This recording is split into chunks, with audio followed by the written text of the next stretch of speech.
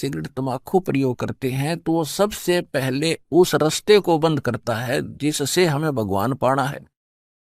तो सबसे बड़ा हानिकारक इस मनुष्य जीवन के लिए, मनुष्य मानव जीवन के लिए इस तम्बाकू को इसलिए भी एक सबसे दुश्मन बताया है, सबसे भयंकर शत्रु बताया है इसका। तो आस पास भी कोई पी रहा है उसके पास भी नहीं बैठना चाहिए, ऐसा बताया।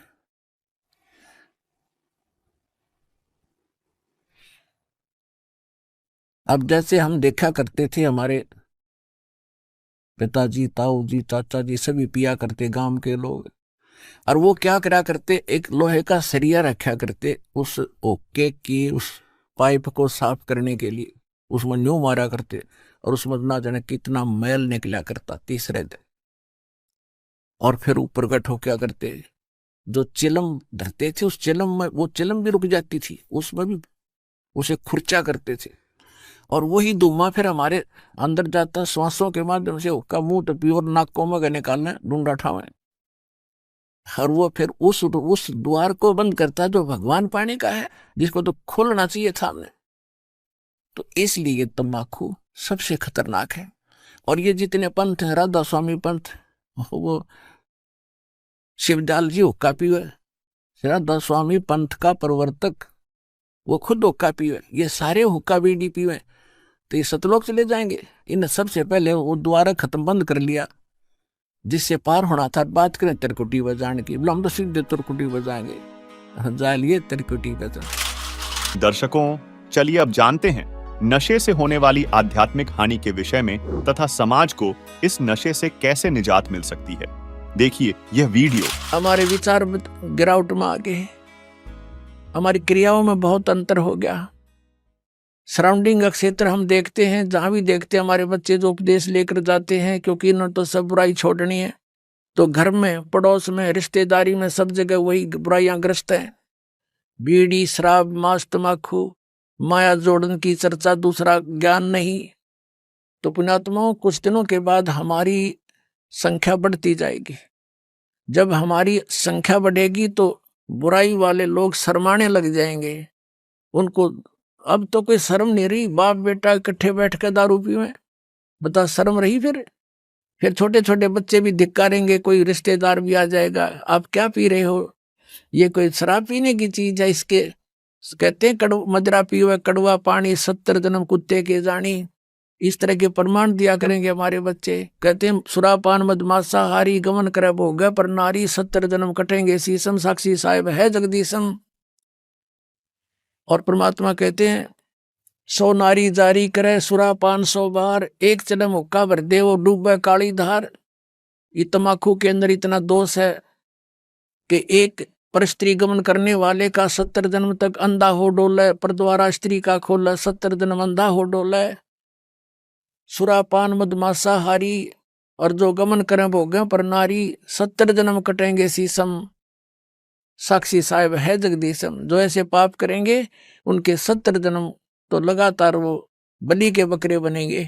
परमात्मा ने कहा कि 100 नारी जारी करे, एक पर स्त्री गमन करने का क्या बताया है कि 70 जन्म तक अंधा होकर धक्के खावे, और फिर 70 जन्म वो बलि का बकरा बनकर गल कटवावे। कितना घोर पाप है। और फिर कहते हैं ऐसे ऐसे 100 नारी जारी करे, 100 सुरापान 100 बार, एक बार सुरापान करने का कितना पाप है। मदरा पीवे कड़वा पानी, और 70 जन्म कुत्ते के जानी। जो मदरा एक बार भी पीते हैं 70 जन्म कुत्ते के होंगे। जैसे आप मैं इस मारीची जी के जो महावीर जैन के जीव की कथा सुनते हो, 60 करोड़ बार गधा, 30 करोड़ बार कुत्ता, तो ये इन्हीं दोषों के प्रतिफल में बनते हैं। तो हम गलतियां कर जाते हैं किसी जन्म में, फिर वो लिखे जाते हैं, इकट्ठे होते हैं, फिर वो भोगने पड़ते हैं। तो क्या बताया है, मदरा पीवे कड़वा पानी, शराब पीता है जो 70 जन्म कुत्ते के जानी। आज तक टिट्टी पाक रहा, घुट्टी ला के होटलों में बैठ के मौज मार रहा, फिर कुत्ता बन के गंदी नाली के जल को पिया करेगा। ले अब तेरी मदरा ये बन गई, मदरा पीवे कड़वा पानी, 70 जन्म कुत्ते के जानी। और फिर क्या बताते हैं, पर द्वारा स्त्री का खोले 70 जन्म अंधा हो डोले। फिर क्या बताते हैं, 100 नारी जारी करे, जो 100 नारी पर नारी भोगेगा उसको कितना घोर पाप होगा।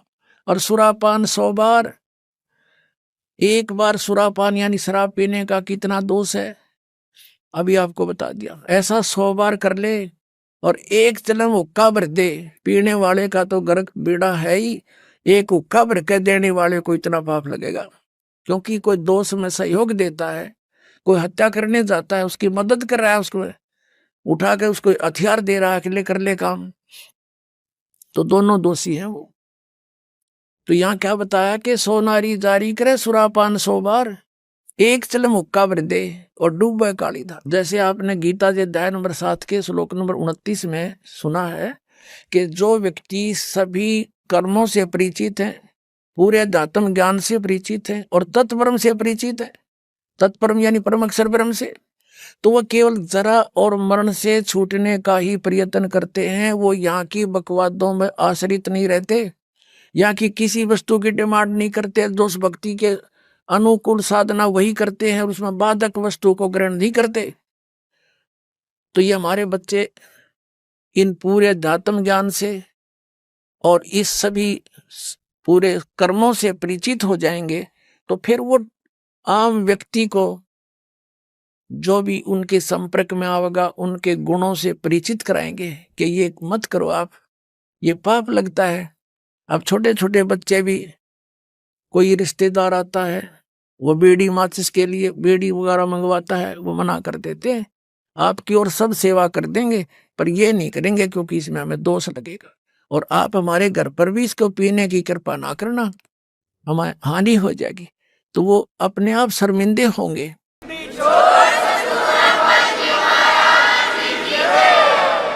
एक भक्त बता रहा था कि ऐसे हमारे घर पर हमारा एक बेनोही आ गया, लड़के थे घर पे, और वो लगा निकाल के बीड़ी पीने।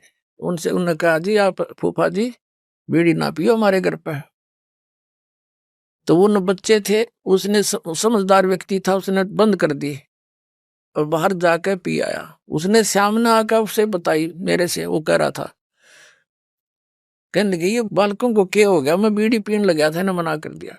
तो उन्होंने कहा ये हमने उपदेश ले रखा है ऐसे ऐसे, हम ना ये पीमर ना पीने दें, ना हम आपकी मदद करेंगे और आपकी सारी सेवा करेंगे हम, लेकिन ये अब हम नहीं आपको सहयोग भी नहीं देंगे। तो रिश्तेदार उसी का नाम होता जो अनुकूल हो जाए, ना तो दुश्मन है वो आपका। तो उन्होंने बोला जी कोई बात ना, अगर आपकी ये बात है तो मैं आज के बाद आपके घर में बीड़ी ना लाऊं और ना पीऊं। तो वो दूसरा भाई था, वो नाम नहीं ले रहा, वहां अपना जाकर तो उसने पीना खाना था कराया, बाकी आके सो गया हमारे पास, रोटी खा ली, कोई बात नहीं। फिर वो गया हुआ था किसी कारण से कहीं पर, वो ही कहीं दूसरी रिश्तेदारी में, वो कह रहे थे कि हम ऐसे ऐसे वहां जाएंगे, तू भी चलेगा के? तो वो खुद कह रहा था हमारा बेनोई कि वहां जाओ तो भाई अपना बीड़ी माचिस बार धर दियो, यानी खुशी के, उसने कोई उलाहना नहीं दिया बल्कि उनको आगाह किया कि वहां लेके मत जाना, उड़ा नहीं बढ़न देंगे तुमने बीड़ी माचिस समेत। तो वो रिश्तेदार भी अच्छे थे, बोला बहुत अच्छी बात है, हम ठीक है, उनके नियम को क्यों भंग करेंगे। तो धीरे धीरे उस रिश्तेदार ने भी उपदेश ले लिया, जब देखा कि बालक भी इतना ज्ञान रखते हैं, बुराई से दूर रहना चाहते हैं, और हम बुराई कर रहे हैं तो हमारे बालक भी ग्रहण करेंगे। तो उस बुद्धिमान व्यक्ति ने भी उपदेश ले लिया, अपने बच्चों को इस मार्ग पर लगा दिया। तो ऐसे ये बुराई अब कम होगी। और पहले हम क्या करते थे, जब हम छोटे छोटे थे, हमारी बहनों के बटेऊ आते थे बहनोई, तो हमारी स्पेशल सेवा लगाई जाती थी कि इनकी चलम ठंडी नहीं होनी चाहिए, ना तो बेइज्जती हो जाएगी, यानी इनका हुक्का इतना प्याना है, ये कंध्याड़ बैठे रहियो स्पेशल। बताओ, एक तो उनको दूना नरक में ठोक्या करते, अरे हम उनने कहेंगे हाथ जोड़ के ना जी ना पीवा ना पीने दें, तो उनको भी विवश होना पड़ेगा सोचने इस बुराई को छोड़ने के लिए। तम्बाकू शराब ये कोई खाने पीने की वस्तु है, बकवास लपेट ली चौगर देकर। दर्शकों, तंबाकू, शराब आदि नशा शरीर को नष्ट करने वाला धीमा जहर है, जो केवल कैंसर और हृदय रोगों तक सीमित नहीं है, बल्कि आत्मा को भी दूषित करता है, जिसे त्यागना अति आवश्यक है। सवाल नंबर 4, नशा एक ऐसा जाल है जो इंसान को चोर, भिखारी और अपराधी तक बना देता है। लेकिन क्या आपने कभी सोचा है कि सरकारों और समाज की तमाम कोशिशों के बावजूद नशे का यह दुष्चक्र क्यों नहीं टूट पा रहा है? और सबसे बड़ा सवाल, क्या वाकई इस अंधकार से बाहर निकलने का कोई रास्ता है? दर्शकों, यह सवाल हमें नशे की समस्या की जड़ तक ले जाता है। नशा केवल एक आदत नहीं है, यह एक गहराई से फैला हुआ जाल है जो इंसान को शारीरिक, मानसिक और आर्थिक रूप से गुलाम बना देता है। सरकारें नशे के खिलाफ सख्त कानून बनाती हैं, जागरूकता अभियान चलाती हैं और पुनर्वास केंद्रों की स्थापना करती हैं। समाज इसे बुरा कहकर भी दुत्कारता है, परंतु फिर भी नशे का यह दुष्चक्र नहीं टूटता, क्योंकि इसका एकमात्र समाधान पूर्ण संत सतगुरु रामपाल जी महाराज जी के पास ही है। तो आइए इसी से जुड़ी देखते हैं यह वीडियो जो नशे की वर्तमान स्थिति को बयां करती है तथा फिर वह पूरा परिवार इस नशे रूपी जंजाल से कैसे निकल पाता है। देखिए।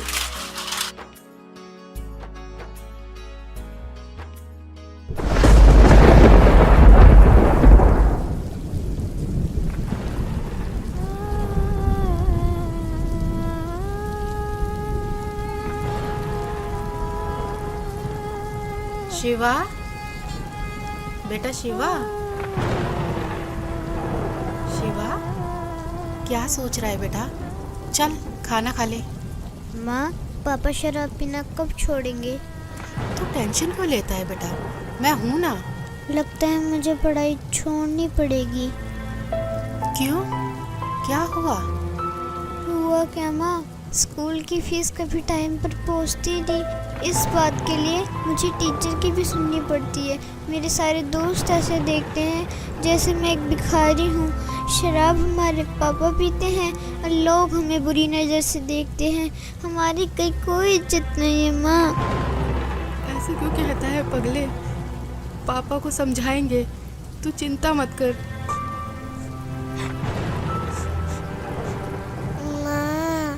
आज मैम ने बोला है 2 दिन के अंदर अगर मेरी फीस जमा नहीं हुई ना तो मैम ना क्लास में बैठने देंगी और ना एग्ज़ाम में।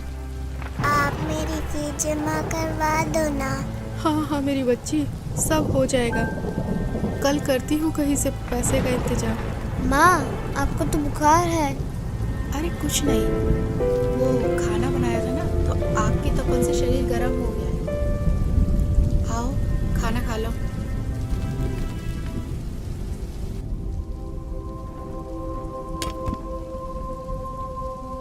और हाँ, पढ़ाई छोड़ने के बारे में सोचना ही मत, समझे? वरना जिंदगी नरक से बदतर हो जाएगी। करती हूँ तेरे पापा से बात। देख रहा है ना मुझे? अगर उस जमाने पे पढ़ाई पे ध्यान दिया होता तो आज तेरे पापा के साथ रहने के बजाय अलग कमा के खा रहे होते।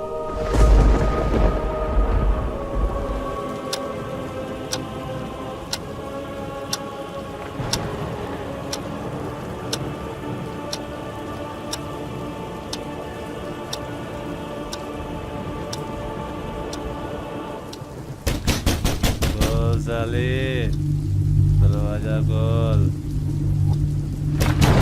साले, दरवाजा खोल। कहाँ मर गई साली? खोल साले। इनका तो रोज रोज का ड्रामा हो गया। आज तो दरवाजा खोलूंगी ही नहीं। खोल नहीं तो तोड़ दूंगा इसको। खोल साले, दरवाजा खोल। तोड़ दूंगा इसको साली, दरवाजा खोल। और कहाँ मर गई साली?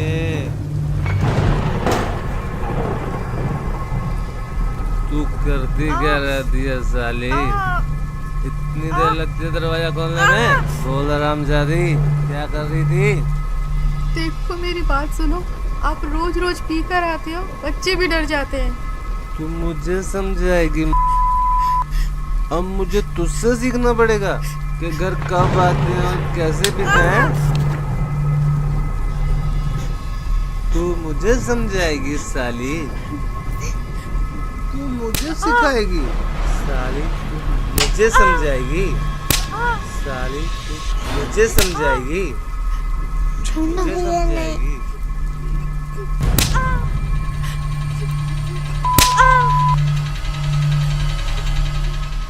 मुझे समझाएगी? पापा मत मारो ना, माँ को पहले से बीमार है। तेरी इतनी मजाल, तू मुझे रोकेगा? हैं? देख क्या रहा है? देख क्या रहा है? मत मारो। चल।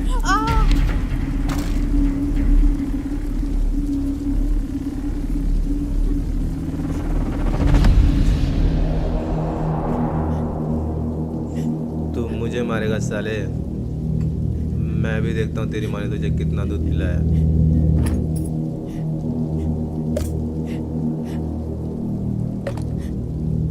आजा मार, मार साले, मार।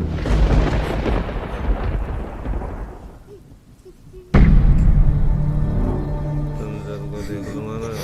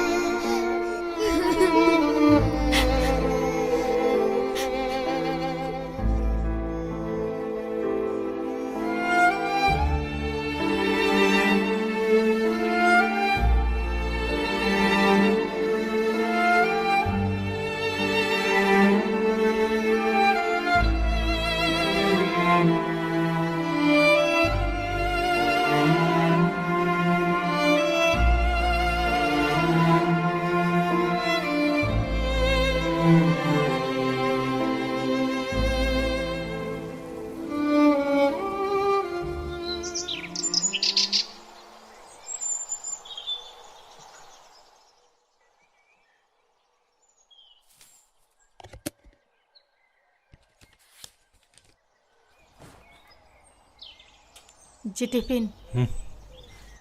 सुनो,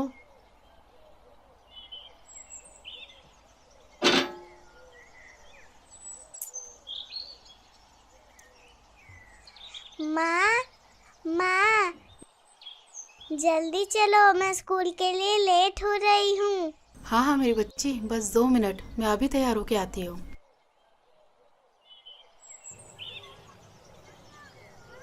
शिवा बेटा, तू आराम कर, मैं राधिका को स्कूल छोड़ के आती हूँ। ठीक है माँ।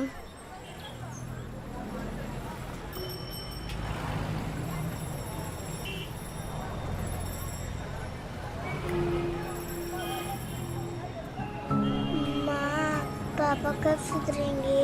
उन्होंने रात में भैया को बहुत मारा था ना।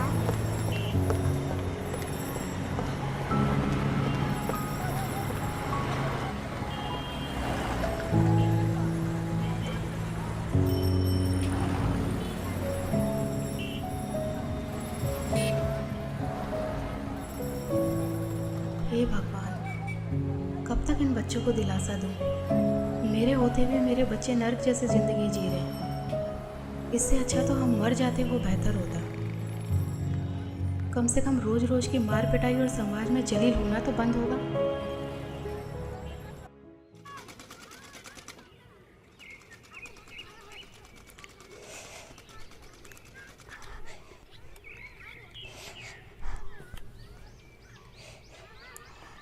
अरे मैं बोल रही थी ना कि मैं लगा देती हूँ।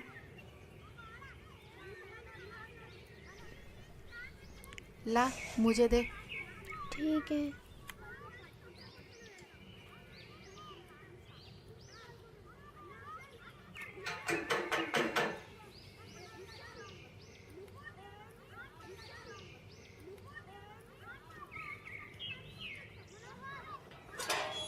अरे नीलम दीदी, आइए आइए।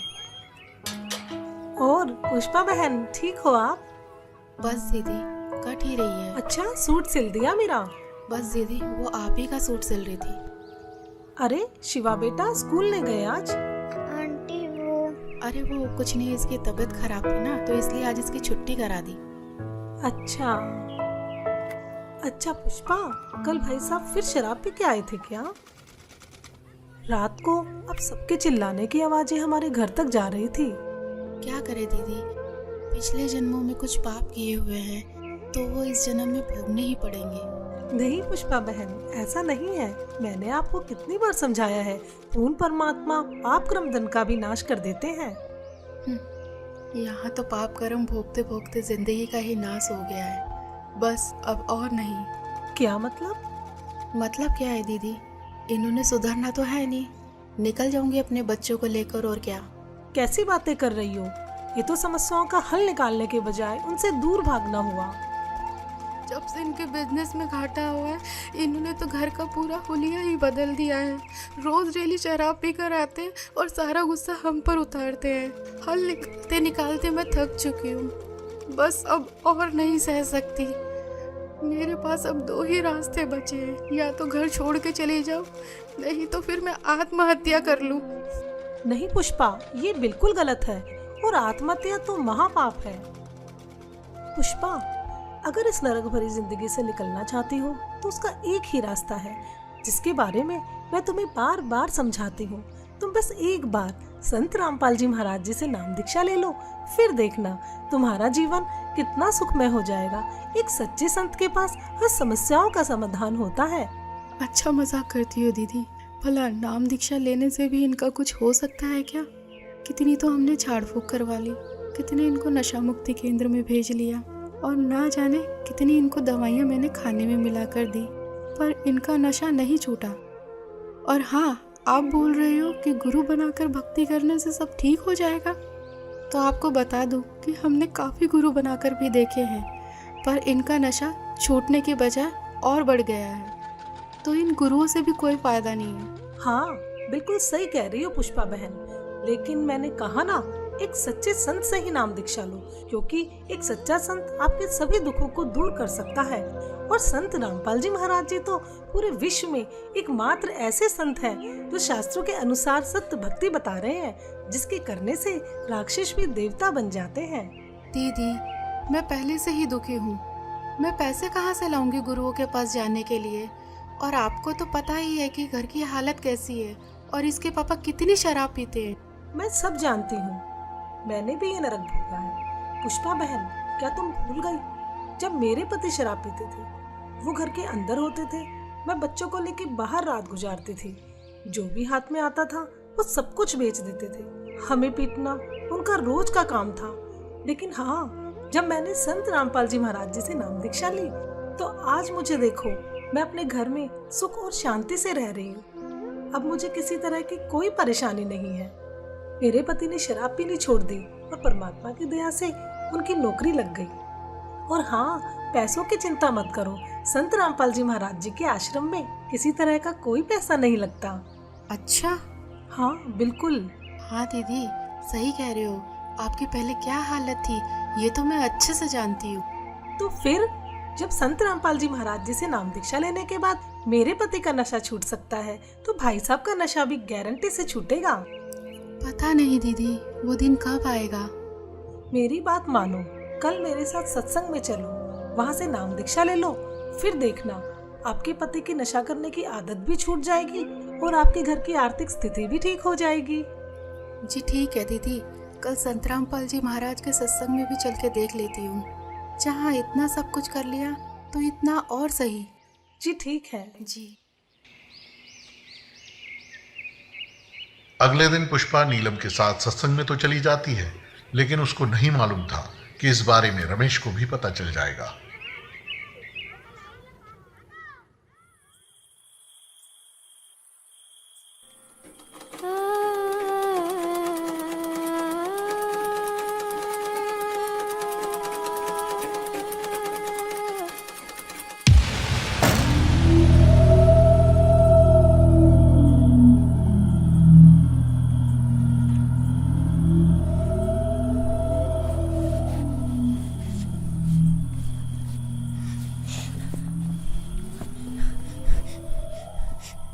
क्यों री, बहुत शौक चढ़ाते हो सत्संग में जाने का? मुझसे पूछे बगैर तेरी हिम्मत कैसे हुई घर से बाहर जाने की? हैं? कोई और जगह नहीं मिली पूरी दुनिया में? सत्संग में जाती है साली, सत्संग के बहाने कहाँ जाती है? आप जैसा शराबी कबाबी कभी नहीं समझ सकता सत्संग की कीमत को। दूर रहो मुझसे। अपना जीवन तो बर्बाद कर रखा है और हम भक्ति करें ये भी नहीं देखा जाता आप। मुझे पता है क्या होता है तेरे सत्संग में। बकवास करने जाती है तू वहाँ। बस यही दिन देखने को रह गए थे, नाक कटा के रख दी तूने मेरी। और खबरदार, आज के बाद सत्संग का नाम भी लिया तो यहाँ चल गाना लगा।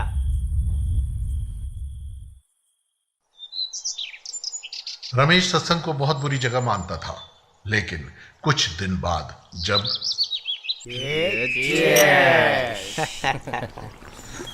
हाँ यार, छोड़ क्या क्या। अबे कौन है साला? अरे दिनेश। अरे पूछ आ जाएगी नहीं। अरे दिनेश। हाँ सुमित। अरे क्या हाल है मेरे भाई? आ जाए क्यों नहीं यार? अरे कुछ नहीं, वो बस ऐसे ही। अरे यार तेरे बगैर तो पार्टी में मजा ही नहीं आता यार। हाँ ठीक है, ये बता रमेश है वहाँ? कौन? रमेश? हाँ है ना, ये ले बात। हाँ दिनेश भाई, कैसा है मेरे यार? बढ़िया भाई। आ जाया नहीं तू यार? अरे दारू के पैसे हम दे देते भाई। अरे वो सब छोड़, तू ये बता कि तुझे पता है कि भाभी कहाँ जा रही है? क्या मतलब? मैंने अभी मिश्रा की वाइफ के साथ सत्संग में जाते हुए देखा है। इसकी और हाँ, तो आज तो तेरे दोनों बच्चे भी साथ हैं। इसकी तो अरे क्या हुआ भाई? यार क्या हुआ? अरे कुछ नहीं यार, तुम्हारी भाभी आज फिर सत्संग में जा रही है। अरे समझाने उसे, बिगड़ जाएगी वो।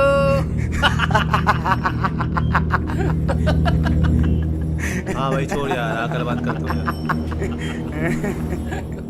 अपने दोस्तों के सामने हुई इस बेइज्जती को रमेश सहन नहीं कर सका और गुस्से में आग बबूला होकर वहां से निकल गया।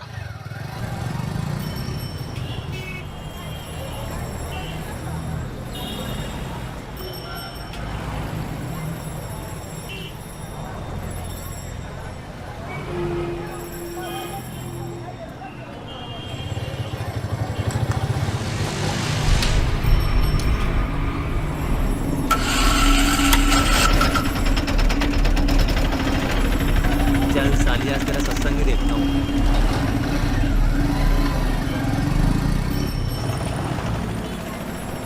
पुष्पा बहुत अच्छा किया, इन बच्चों को भी ले आई। इन बच्चों को बचपन से ही परमात्मा की सही भक्ति का ज्ञान हो जाएगा। हाँ, आज छुट्टी थी ना इनकी, और इनके पापा भी सुबह सुबह कहीं अपने दोस्तों के साथ निकल गए, तो सोचा इन बच्चों को भी साथ ले चलो।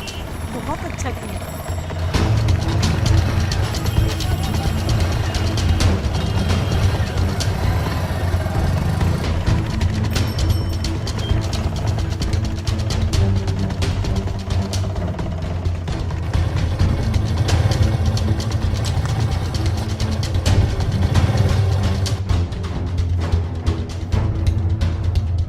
क्या बताते हैं भगवान? परमात्मा हमें याद दिलाते हैं।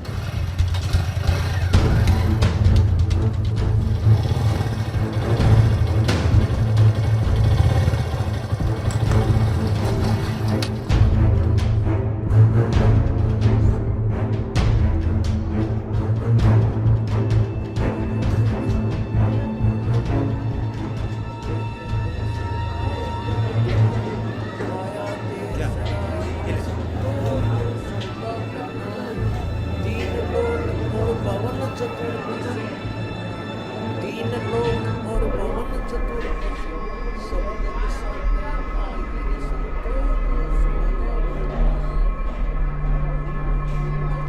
दुगने तिगने किए चौगने, दुगने तिगने किए चौगने, किन हो मूल गवाई रे संतो यो सौदा फिर नाही, यो सौदा फिर नाही रे संतो, ये सौदा फिर नाही।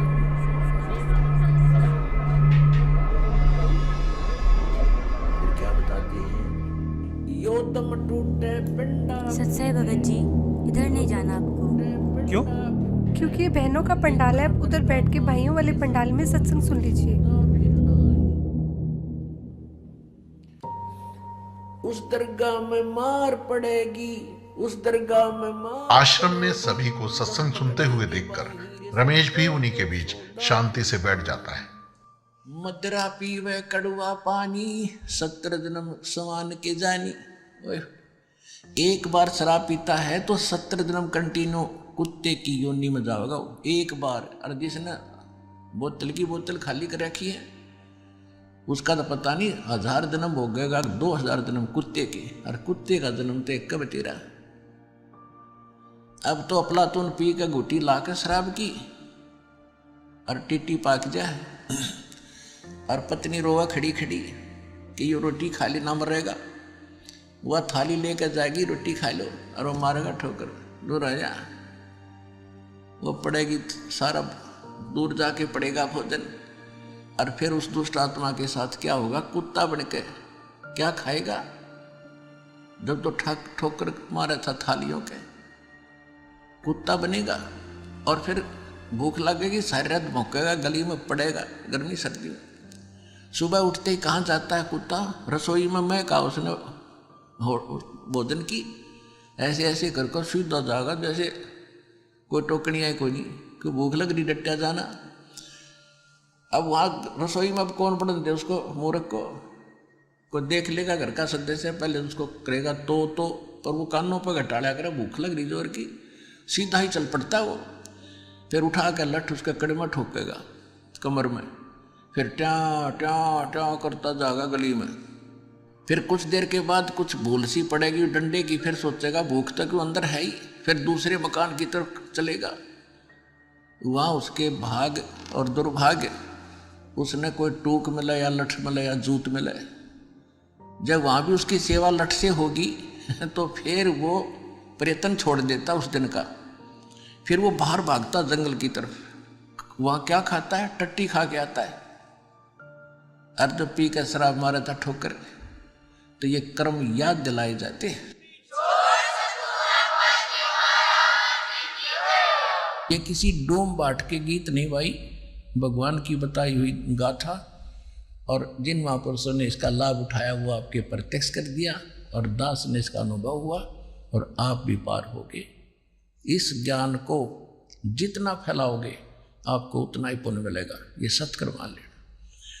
सभी आपके भाई बहन हैं, भटक रहे हैं, प्यार से समझाना, क्योंकि प्यार से मानेंगे एक बार तो सबको रिएक्शन होगा ही होगा, क्योंकि काल बैठा है। ये बानी सुना दो, उनको कोई चिप दे दो, वो सुनते रहेंगे, काल भाग जाएगा। फिर वो अपने आप यहाँ आएंगे। आपके भाई बहन विश्व के प्राणी सब एक परमात्मा के बच्चे, ये ध्यान रखना।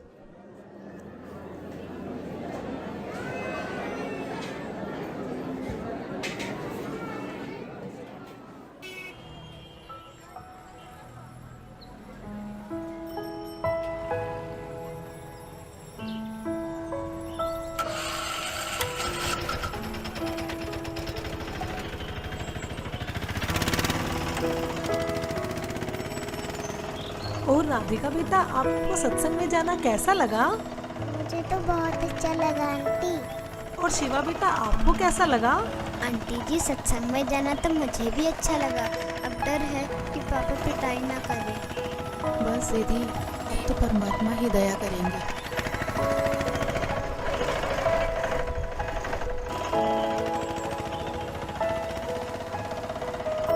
अच्छा पुष्पा, चिंता मत करना।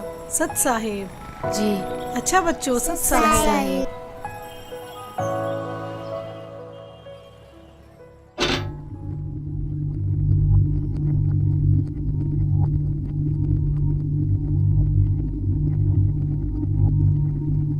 हाँ,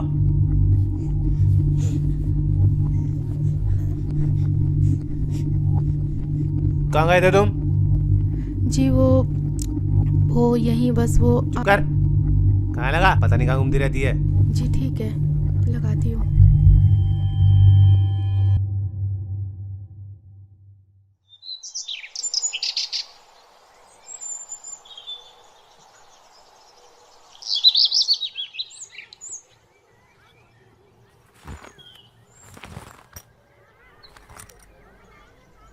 चलता हूँ।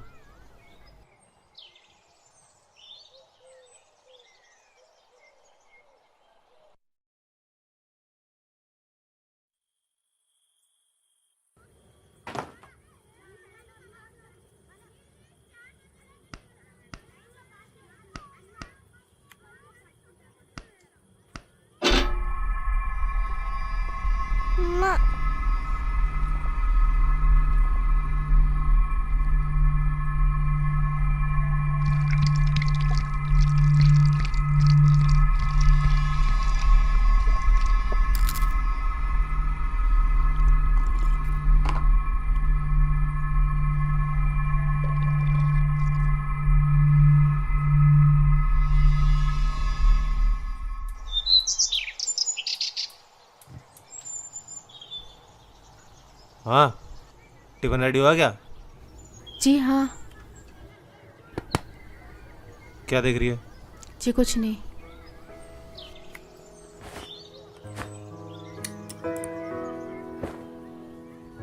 बच्चों की जमा कराई क्या?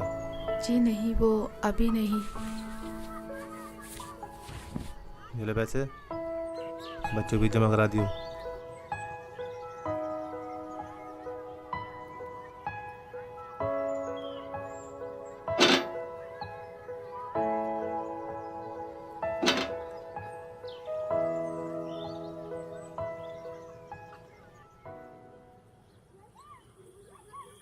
कुछ दिन से रमेश शाम को जल्दी घर आने लगता है, जिसे देख पुष्पा असमंजस में पड़ जाती है।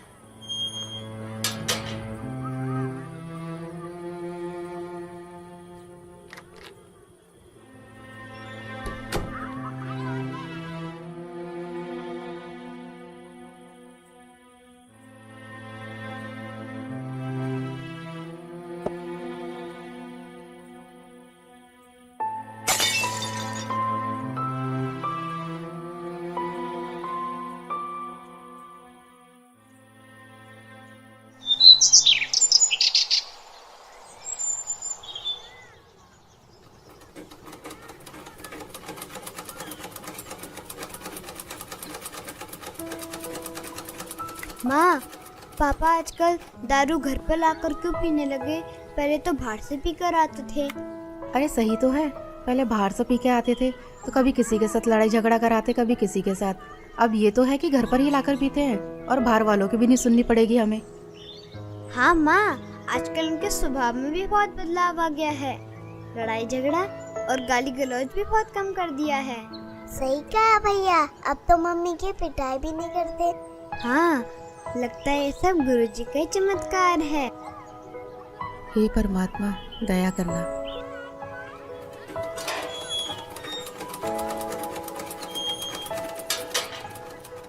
अरे नीलम दीदी, आइए आइए। और पुष्पा कैसी हो? बस दीदी, मालिक की दया है। अच्छा पुष्पा, मैं ये बताने आई थी, कल सत्संग है आश्रम में, क्या आप चलोगे? नहीं दीदी, कल तो इनके पापा की छुट्टी है तो नहीं हो पाएगा। कोई नहीं। हाँ, अगर पिछली बार की तरह इनका बाहर जाना हुआ तो चल पड़ेंगे। जी मालिक ही दया करेंगे। अच्छा बहन, चलती हूँ। सत साहेब। सत साहेब।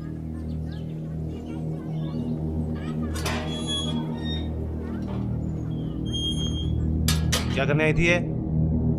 कुछ नहीं जी, वो बस ऐसे ही इनके कपड़े थे तो पूछने आई थी। चल चुप कर, बकवास करती रहती है।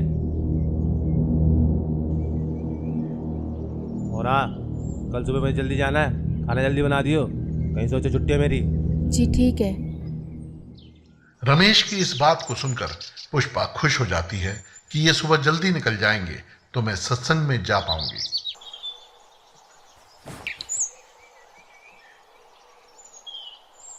अच्छा ठीक है, मैं जा रहा हूँ। ठीक है जी।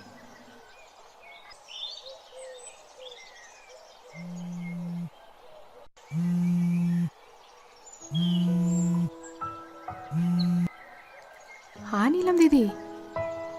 जी दीदी। हाँ दीदी, मैं 5 मिनट में तैयार होके आती हूँ। जी जी जी। माँ, हमें भी ले चलो ना सत्संग में। हाँ माँ, हाँ बहुत अच्छा लगता है। ठीक है मेरे बच्चों, तुम्हें भी लेके चलती हूँ, चलो। पुष्पा आज भी नीलम के साथ अपने दोनों बच्चों को लेकर सत्संग में पहुंच जाती है, इस बात से बेखबर कि आज यहाँ उसके साथ क्या होने वाला है। कोई आपत्ति आओगी कैसे खड़ा मिलूंगा।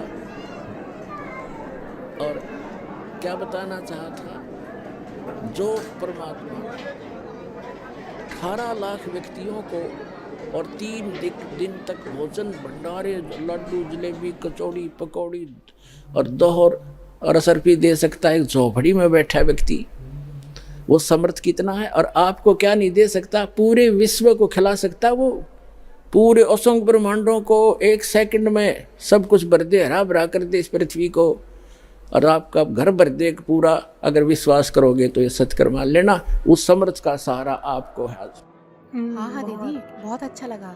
और मैं तो सोच रही थी और हाँ दीदी, कल तो कमाल हो गया। मुझसे पूछ रहे थे कि बच्चों की फीस जमा करा दी, तो मैंने कहा नहीं, तो मेरे हाथ में पैसे रख के चले गए। अच्छा हाँ बहन, परमात्मा पर ऐसे ही विश्वास रखो। परमात्मा जो चाहे सो कर सकते हैं।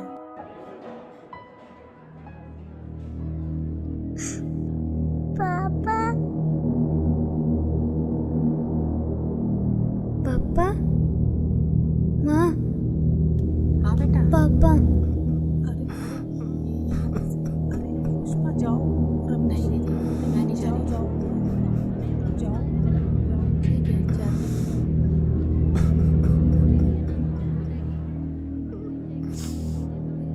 मुझे माफ कर दो परमात्मा, मैं पापी हूँ मालिक। क्या हुआ जी? मुझे माफ कर दो पुष्पा, मुझसे बहुत बड़ी गलती हो गई। मुझे नहीं पता था मैं क्या कर रहा हूँ, लेकिन आज ये सत्संग सुन के मेरी अंतरात्मा जाग उठी है। मुझे गिलानी हो रही है अपने कुकर्मों में। मुझे माफ कर दो पुष्पा। कोई नहीं, आप रोइए मत।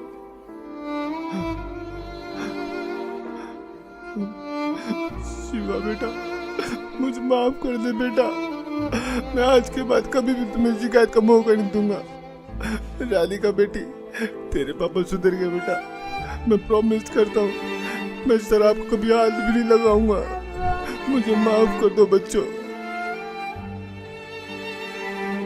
नीलम बहन जी, आपका बहुत बहुत शुक्रिया जो आपने मेरे पूरे परिवार को यहाँ का रास्ता दिखाया। कोई बात नहीं रमेश भैया, लेकिन एक बात बताओ, आपको ये ज्ञान कैसे समझ आया? पिछली बार जब आप पुष्पा और दोनों बच्चों को यहाँ पर लेकर आए थे ना, तब मैं यहाँ आया था। उस दिन मैं आप लोगों के पीछे पीछे यहाँ तक आया था, ये सोच के कि यहाँ कुछ गलत काम होते होंगे तो इन लोगों को रंगे हाथ पकड़ूंगा। लेकिन मैं गलत था, क्योंकि सत्संग में जो बातें बताई गई उसे सुनकर तो मेरा दिमाग ही घूम गया, जिसके बाद मैं किसी को बगैर बताए यहाँ से निकल गया और आश्रम से जीने की राह पुस्तक भी ले गया। बस इस ज्ञान को मैं अच्छे से समझना चाह रहा था कि आखिर सच्चाई क्या है। मैंने घर जाती बुक को पढ़ना शुरू किया और टीवी पर जो संत रामपाल जी महाराज जी का सत्संग आता है उसे सुनने लगा। मैं ये बिल्कुल भी नहीं चाहता था कि पुष्पा और दोनों बच्चों को ये पता चले कि मैं संत रामपाल जी महाराज जी का सत्संग सुनता हूँ। मानो एक रूटीन सा बन गया हो कि शाम को घर आकर दारू पीता था और सामने सत्संग भी चला देता था। वो कोढ़ से दुख होता हो, कुष्ठ से, इतना कष्ट आपको माँ के गर्भ में उस पीरियड में हो जाता है, तो उस समय ये परमात्मा से बार बार प्रार्थना करता है, हे प्रभु, हे मालिक, एक बार इस नरक से निकाल दो। वहाँ इसको याद भी होता है कि तू ये कष्ट किस लिए भोग रहा है। उसको याद होता है उसमें कि मैंने पहले बहुत से मनुष्य जन्म प्राप्त किए, साधना की नहीं, और जिस कारण से 84 लाख योनियां भी भोगी, कुत्ते गधे सुअर के जीवन उसको खूब याद आते हैं। फिल्म चलती रहती है उसकी, तो फिर ये कहता, भगवान एक बार इस नरक से निकाल दो, सदा आपको याद करूँगा, परम संत की खोज करूँगा जैसा कि आपने बता रखा है, और सत साधना करूँगा भगवान, केवल अपने पेट के लिए कार्य भी करूँगा, लेकिन आपकी याद नहीं भूलूंगा। अब परमात्मा कहते हैं बाहर आ जाता है प्राणी, और आते ही सबसे पहले भगवान भूलता है, बाकी सारी बकवाद याद कर लेता है। शराब पीनी, मांस खानी, सिनेमा देखना और 36 फंड, बड़ी कोठी कार बनानी, तो कहते भगवान बोल कर सब कुछ याद कर लेता है ये। फिर परमात्मा ही याद दिलाने आते हैं उसको। सत्संग सुनते सुनते मुझे कुछ ज्ञान भी होने लगा, और दारू से तो मुझे नफरत सी हो गई थी।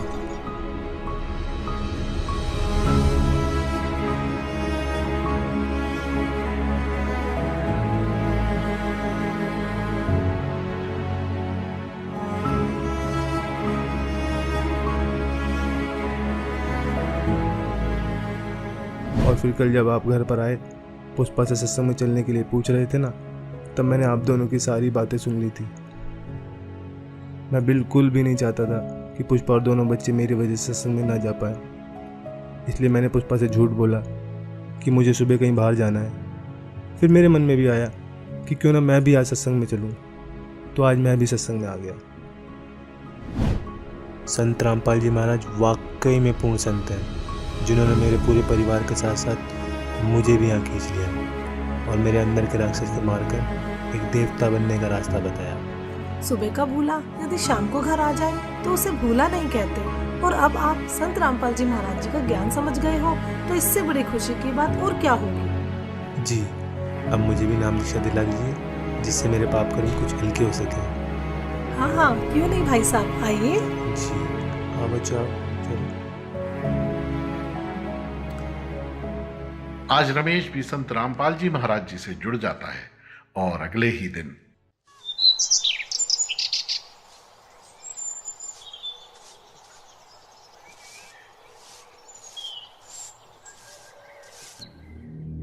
ये क्या कर रहे हो आप? कल तो आप कह रहे थे कि आज के बाद शराब नहीं पीऊंगा।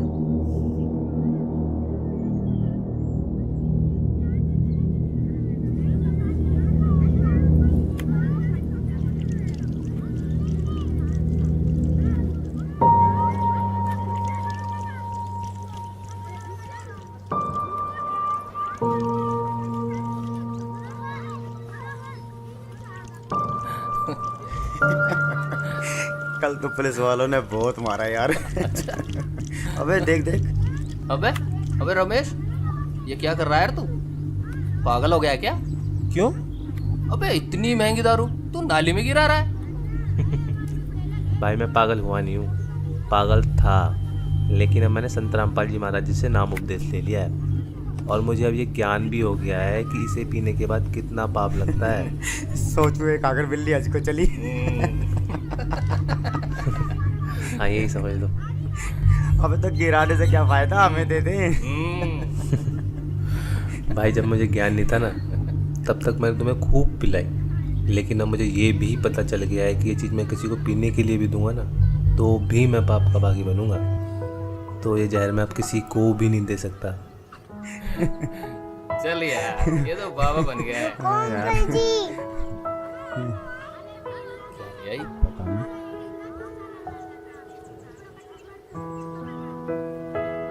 अरे ये क्या ले आई? ये हमारे गुरुजी संत रामपाल जी महाराज की पुस्तक। जीने की राह? हाँ अंकल जी, जीने की राह, जिसे पढ़ने के बाद लाखों लोगों ने भी नशा छोड़ा है। तो आप भी पढ़िए।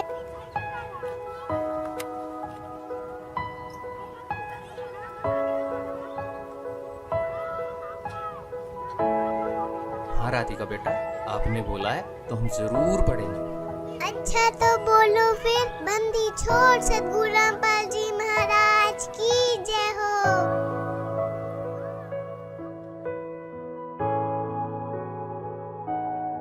तो दोस्तों आपने देखा आखिर किस प्रकार रमेश का नशा छूट जाता है। संत रामपाल जी से जुड़कर लाखों लोगों ने अपना नशा छोड़ा है। संत रामपाल जी ही पूरे विश्व में एकमात्र ऐसे संत हैं जिनके लाखों फॉलोअर्स हैं, जिनमें से कोई भी नशे पते को हाथ तक नहीं लगाता। उनका मिशन है कि पूरे विश्व से नशे को खत्म कर सबको सत भक्ति मार्ग पर लगाना, ताकि आप और हम सभी मनुष्यधारी जीवों का यह मनुष्य जीवन सफल हो जाए।